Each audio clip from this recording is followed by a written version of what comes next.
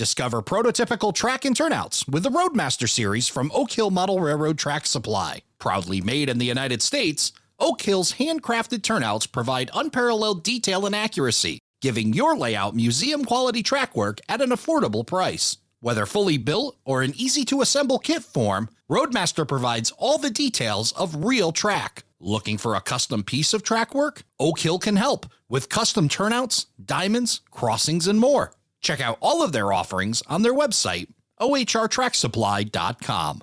Hey, do you like free stuff? As a member of the operating crew, you'll get a chance to win awesome prizes each month. For less than a dime a day, you'll be entered to win, and just as important, your support helps keep every episode from behind a paywall and free of those unrelated and annoying commercials you hear on other podcasts. Sign up today at aroundthelayout.com/crew, and thank you for your support.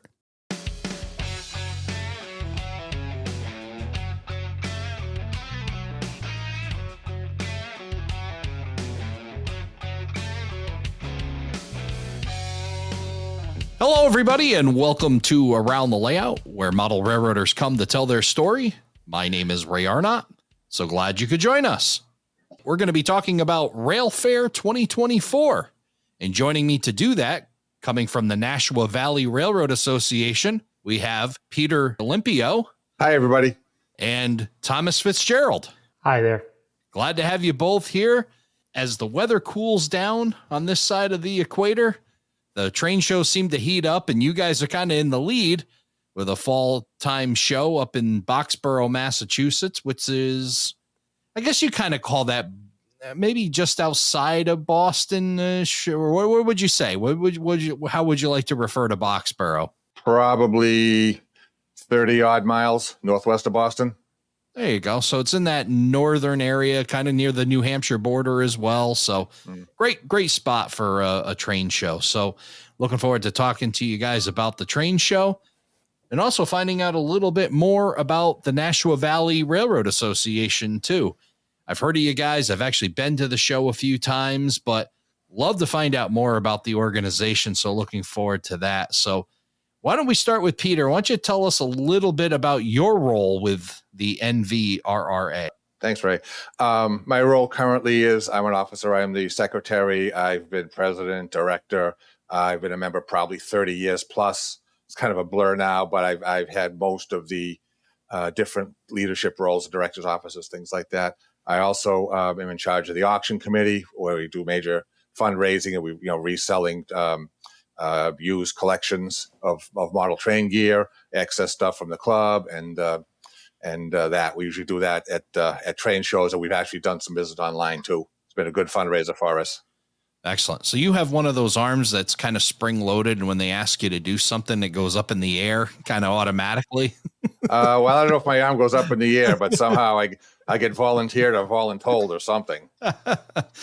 Well, it must mean that you do a great job. So that's great. And then Thomas, tell us about your role with the NVRRA. So I joined back in 2010. I was the senior chairman for quite a few years. I've been on the board of directors over there, vice president for 5-6 years with the club. I'm on the auction committee with Pete, so it's mainly myself and him. And we're also part of the advertising committee for Railfair. So we deal with bringing out the flyers, going to hobby stores, any type of events that we can try to advertise for the show. And that's what we do right now. Excellent. So why don't you tell us a little bit about the NVRRA in a brief history?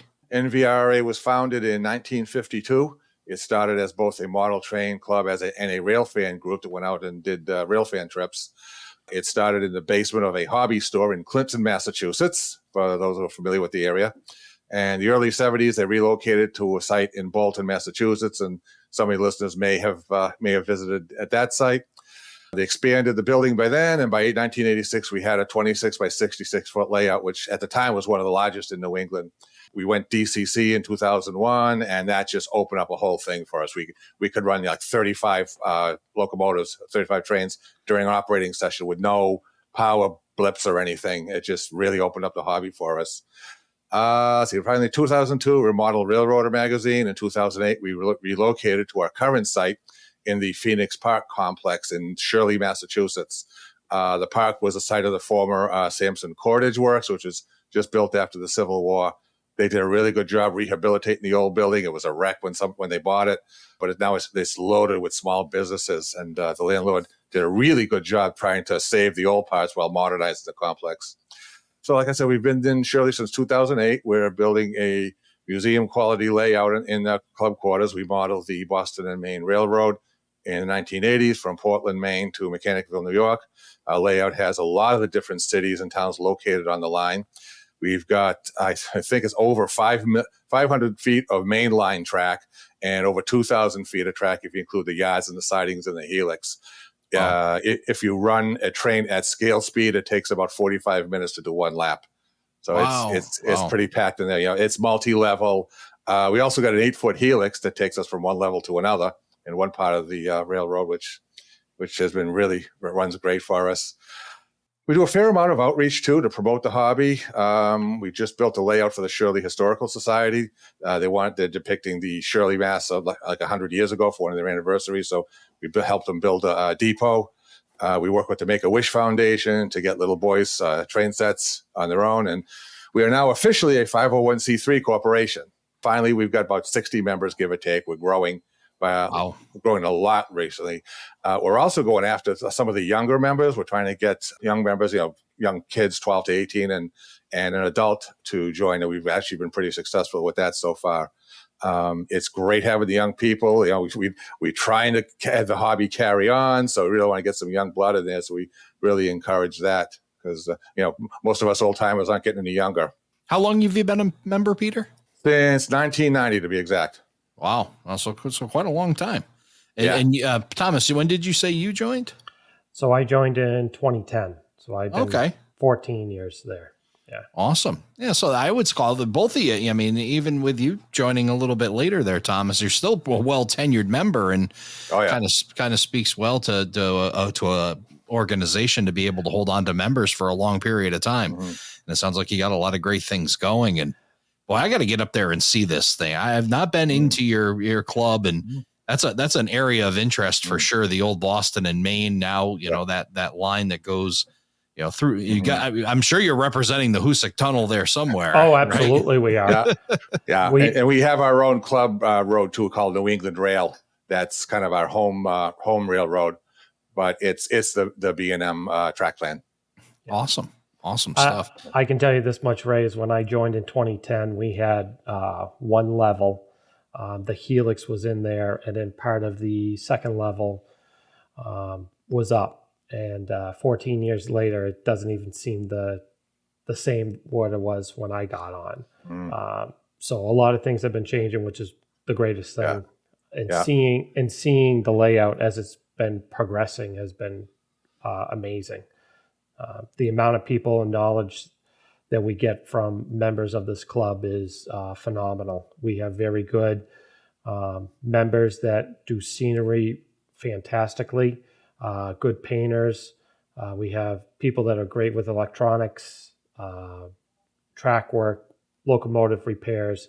If there's someone's personal layout that needs help or something, like we can always ask someone, and they'd be more than willing to come out and give them a hand. So it's a very great club to be in. Well, I would think so. And you said nearly 60 active members. That's pretty fantastic. Yep. The other part we do is once a month we have an operating session that's at the club. So there's always a sign-up sheet for club members, and it's usually a Saturday night. And members, if they want to bring in their own locomotives to operate, they're able to. When that happens, they come in early, they set everything up, they get everything ready, and then they start at, I believe it's 6 o'clock. 6 p.m. 6 p.m. and they'll go for a couple hours. Doing operations. We have our own dispatching area there. So and a lot of members actually have fun doing that. Yeah, for sure. I mean, operations just seems to light up a whole bunch of people. And with that size layout, I mean, operations must be a pretty big undertaking for you folks. It is. It is. Yeah. Yeah. We try not to have problems, but It happens, just like on the real one. Yeah, Yeah. usually something comes up. We take care of it or fix it. But once the layout's completed, I know there are plans right now to expand the layout onto the other side of a wall, to have like its own little branch line over there that they're looking at. Mainly when it's done, it will probably be almost an hour scale speed, an hour to an hour and a half, just to do a complete loop at scale speed. That's amazing. That's amazing. Yeah, for sure.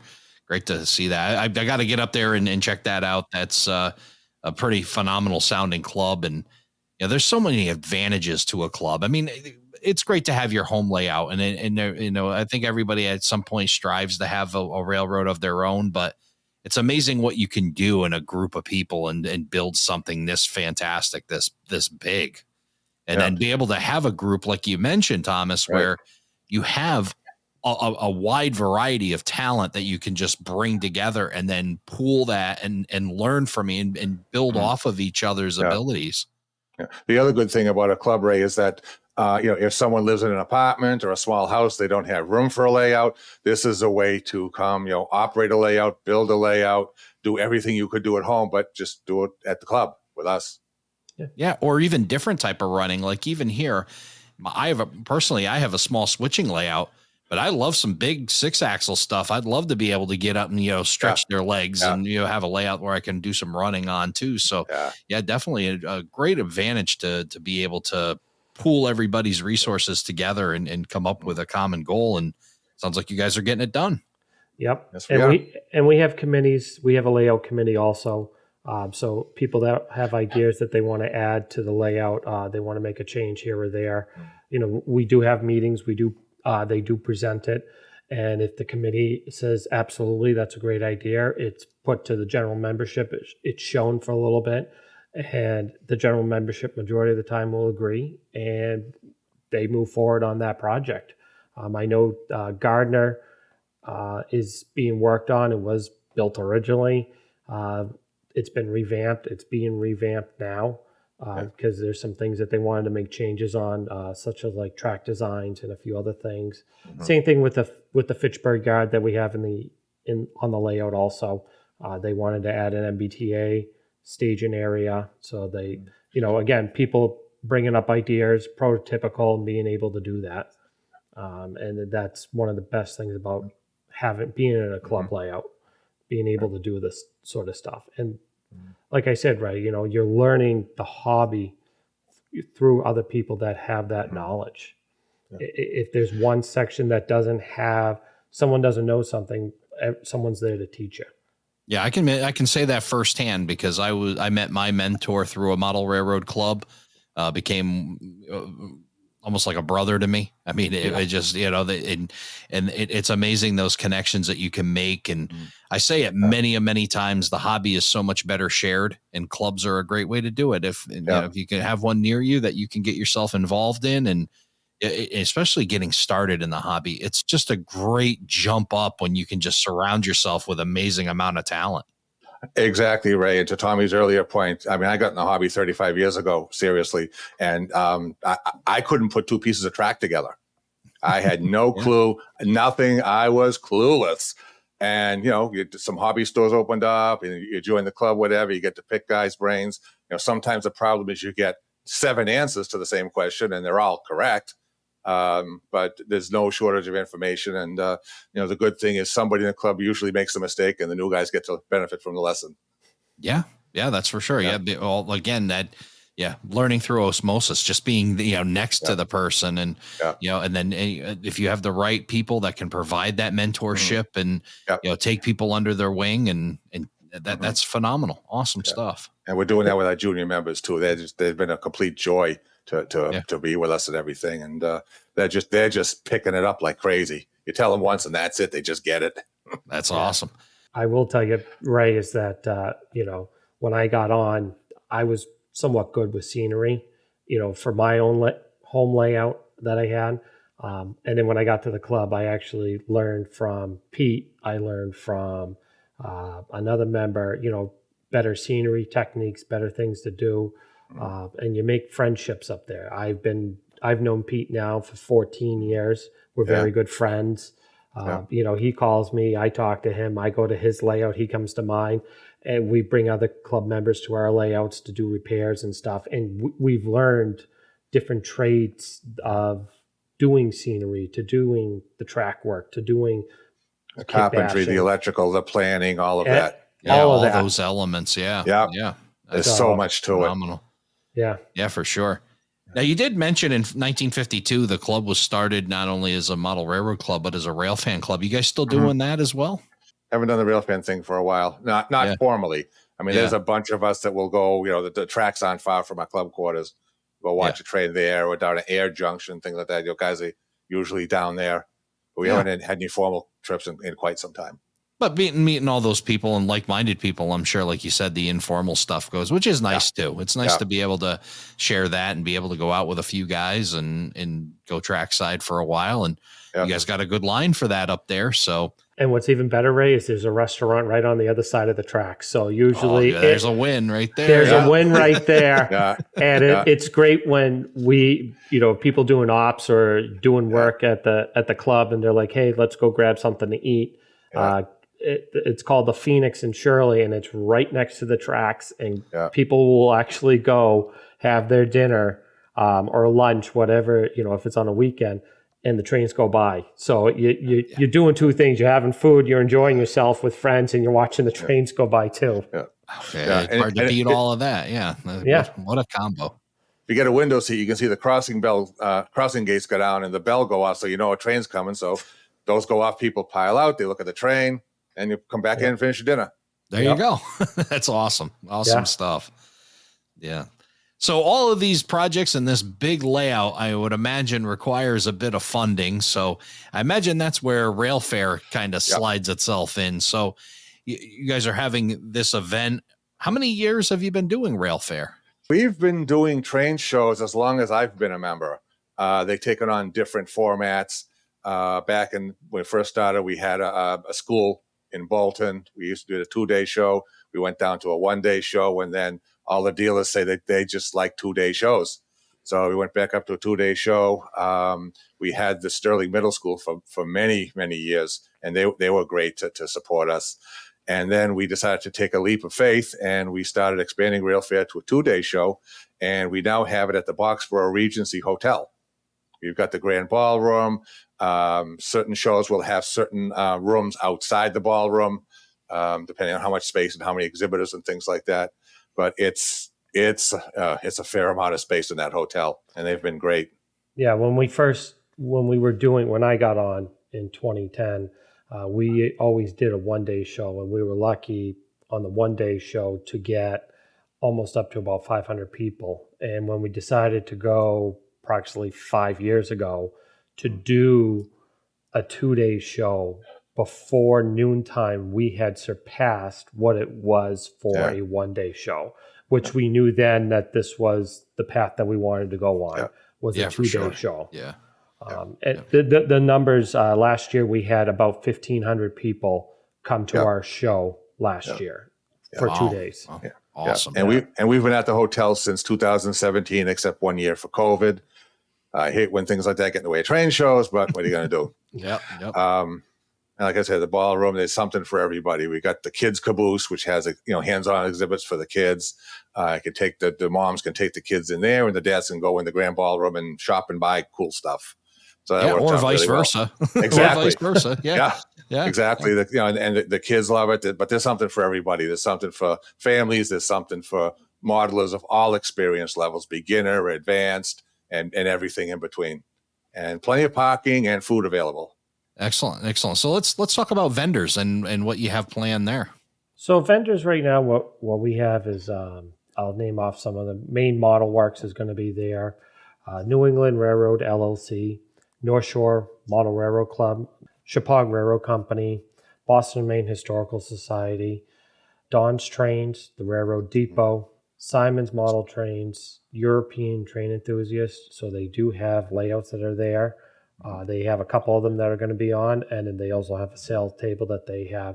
Steve's Trains will be there. The train shop at Brettonwood Antiques. Those are some of our vendors. Our exhibitors that we're going to have actually this year is the Amherst Beltline. Hub division layout, again, like I said, the European Train Enthusiasts, or ETE.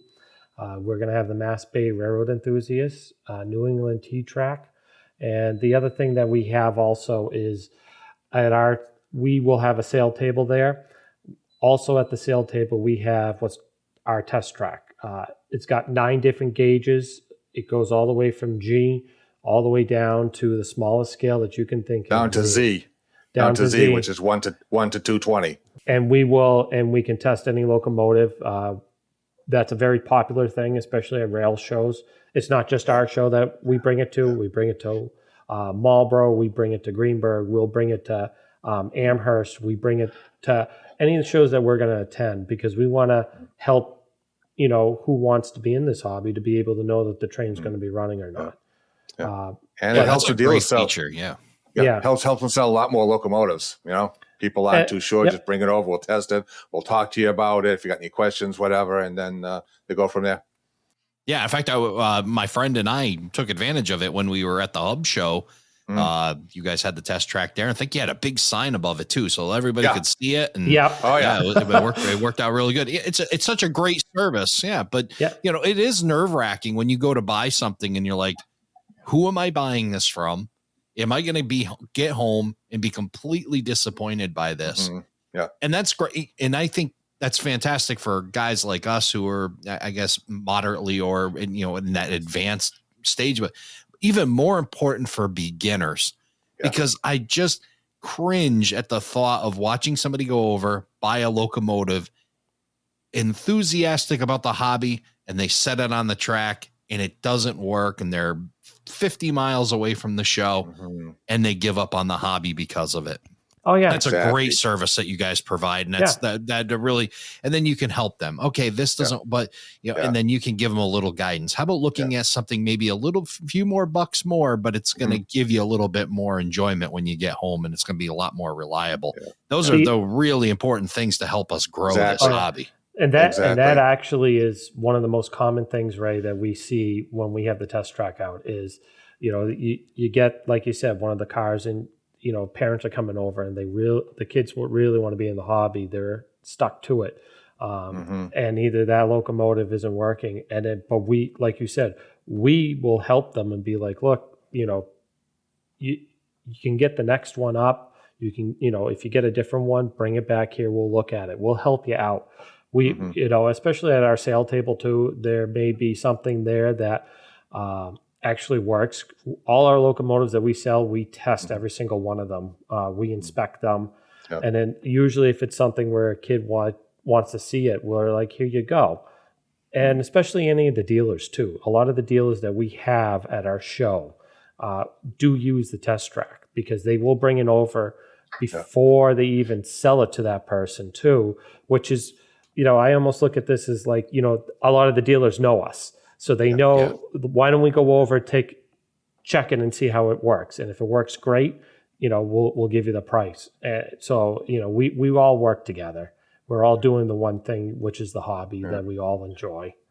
Awesome. And stuff. we do our version of tech support too at our shows, or any show we go to. People come up with, not just the test track, but questions about the hobby. Where do I go? How do I start? How do I do something? I'm having a problem. And we'll help them as best we can. Awesome stuff. Yeah. Really cool that you guys are doing that. Now, the stuff that you sell, where does that inventory come from?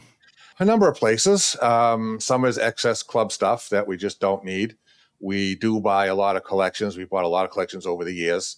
Unfortunately, people seem to be getting out of the hobby now. They're getting older. They're retiring. They're moving, passing away. We get a lot of phone calls, emails about, I've got this collection. I don't know what to do with it.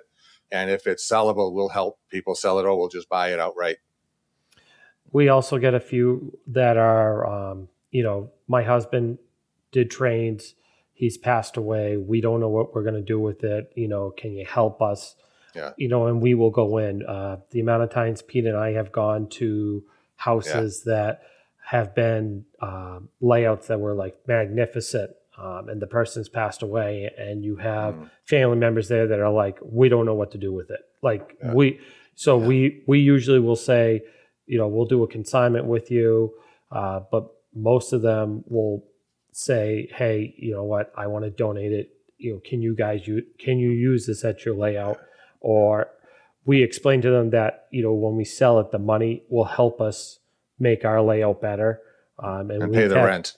And pay the rent also. But we've had a couple areas on the layout where there was donations that were given, very large donations. So we've made it sections of the layout that are going to be part of some of the donations that were given to us.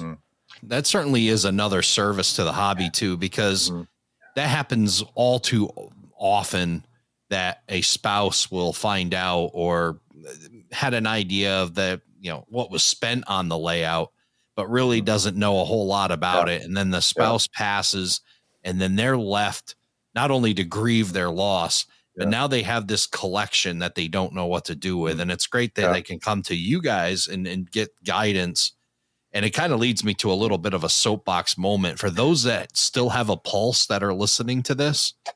Have a plan, please. Like, put a plan together, write something down that says, if I go to the big roundhouse in the sky, this is what you do. Go see the folks over at Nashua Valley. They'll help you, or exactly at least something leave a legacy or leave something behind for for those that are left to be able to know what to do with. But that's my soapbox. But it's great to have folks like you that are able to guide and walk these people down a very difficult path and give them a resource to deal with this stuff. To your earlier point, Ray, there's two values to a collection. There's, the current market value, and then there's a sentimental value. Someone thinks because it's old, it's valuable, and maybe it is, and maybe it isn't. But the family usually has some kind of emotional thing to it, and the last thing they want to see is go in a dumpster. Yeah, absolutely. So it's good when they can get it in your hands and you can take it to a show like Railfair and get it back into a modeler's hands and good use to it. And then it helps throw some bucks to keep keep your operation going, keep the layout going, add a little expansion to it, and everybody's happy. So excellent stuff there. So you hinted on operating layouts. We talked a little bit about that earlier, Thomas, and we've got the operating layouts and things to see there. And it's great that you've got such a diverse group there, and especially with the Amherst belt lines and that layout. Yeah, we have a very good relationship with the Amherst Railroad Society. Some of their members are actually part of our members also. We work very well with Amherst, and especially Hub Division also we work well with. I think all the clubs that are within this general area of Massachusetts that we're central located, we get along with a lot of the clubs. Pepperell Siding up in Pepperell, Mass. We have members that are on that club that are on board of directors up there. And they're members with us. We actually will do operating sessions where we will invite a club down, the Worcester Model Railroad Club, when they had their show in April, I think it was. We invited them to come down to our layout to do operating sessions, and we will get invited by them, and we will go down there. We do it with Pepperell. We'll do it with the Boston and Maine Historical Society. Will actually come in and do an operating sessions on our layout. They'll bring some of their own locomotives to run.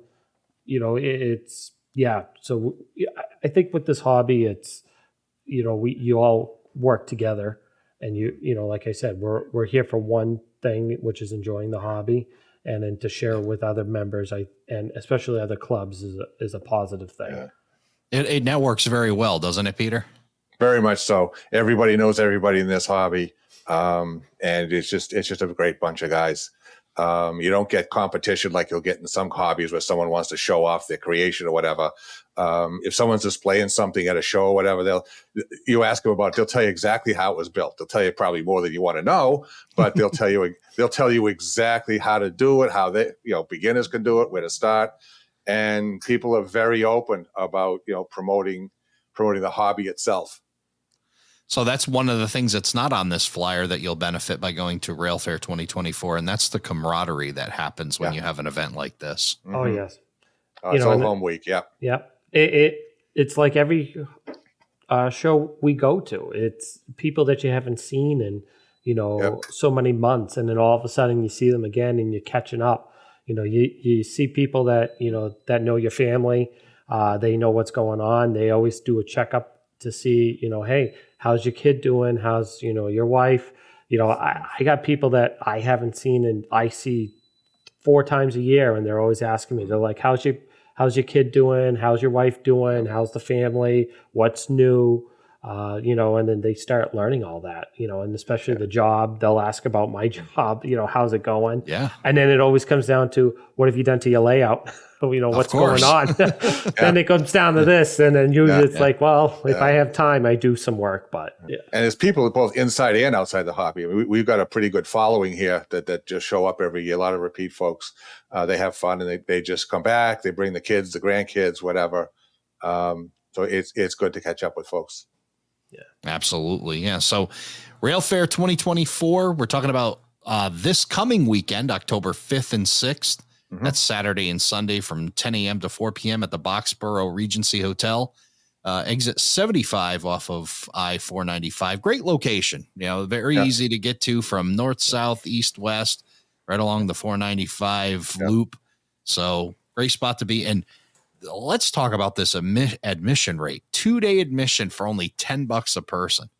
Yeah, that's pretty phenomenal to be able to have a 2-day show for only $10 a person, and under 12 free. That's really great. And scouts in uniform free too. Yeah, awesome. You want to get the scouts in the hobby, but best deal in town. I mean, take the family to McDonald's. It's $20. That's right. Yeah, you can't entertain anybody. You can't really do anything for $10 a person anymore. Yeah, that's for sure. Exactly. Yeah. Exactly. So awesome stuff. You've got it covered with the kids. You got it covered with adults. You've got layouts. You've got items for sale. And of course, that great camaraderie that comes with everybody getting together and sharing the hobby. So awesome stuff there. And the best thing, Ray, is like, if you take $4.95, once you get off of it, it is literally a quarter mile. If you're coming $4.95 north, when you get off, you're literally taking a left and a right, and we're right down there. We're literally off the highway. You'll see it from the highway. You'll see it from the highway. That's so very easy. And it's at the junction of I-495 and then State Road 111 too. So absolutely. So very good location. Very easy to get to. And I know you got all that information on your website. We'll share the link to the website on our website, aroundthelayout.com/125. So, we'll get that all up there. We'll get everybody heading to Boxborough this weekend. I'm hoping to be there for at least one day. Excellent. And walk the show. And hopefully I'll see a lot of the folks there, including you two gentlemen. I will be there on Saturday and there Sunday. Actually, Friday, Saturday, and Sunday. So we set up Friday. Yeah, we do a setup on Friday. The vendors come in on Friday also with the exhibitors. We give them a ample amount of time. We do shut it down around 7 o'clock at night, and the doors don't open up for vendors probably until 7 a.m. in the morning. Gives them time to finish up any setting and stuff. But we are there for 3 days. So by the third day, we're pretty much tired. Yeah, I bet your feet are. I bet your feet are a little achy, but hey, that means that but I'm sure your head is full of ideas and you're ready to just get back to model railroading. It really is a good way to kick the hobby off again. And I kind of say, model railroad season's firing back up again. Although some would argue it's a 12-month season. I say it is, but there's a lot less distractions come this time of the year. Once you get the leaves raked out of your yard, you're off. This is something you can focus on. Yep. It's cold and we're ready to go up this side of the equator. When we used to do one-day show, I used to say our club was about the last ending of the season, which was around April, May time. And I said it wouldn't start back up until, October or so. And now I'm saying, now we start the season off for train show, which will then go. So it's like, it's kind of nice. Absolutely. Instead of being last, we're first. There you go. Leading the pack. So absolutely. That's great. So Peter, Thomas, I appreciate you guys coming by, telling us about the Nashua Valley Railroad Association and the Railfair 2024. Hope to see everybody up there this weekend. Yep. Excellent. Both. Thank you. Looking forward to it, Ray. Good to finally meet. Yeah. Thank you, Ray. Thank you for joining us for this episode of Around the Layout. Learn more about today's episode, check out past shows, and much more on our website, aroundthelayout.com. Show your support by becoming an operating crew member at aroundthelayout.com/crew. Follow us on social media, aroundthelayout.com/social. And send us your feedback, aroundthelayout@gmail.com. Thanks for hanging out with us around the layout.